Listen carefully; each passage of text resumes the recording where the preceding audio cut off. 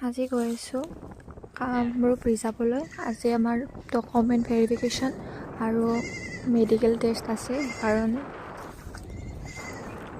Appointment দিয়াৰ পৰা আজি ৰেষ্টে পোৱা নাই। ইটো সিটো ডকুমেণ্ট গোটোৱাতে সময়খিনি গৈ আছে। ৰাতিপুৱা আমি ঘৰৰ পৰা 7টা বজাতে ওলালোঁ। যিয়ে কুঁৱলী ৰাস্তাবিলাকত।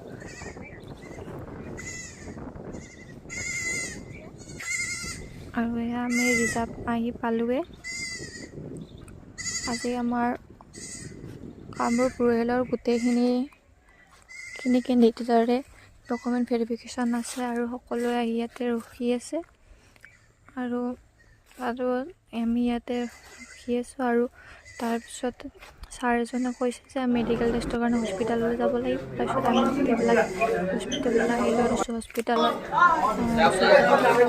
তাৰপিছত প্ৰেছাৰ চালে, BP চালে, তাৰপিছত নখনি, আঙুলি এনেকুৱা সকলোবোৰ চালে। আৰু যিহে ভিৰ,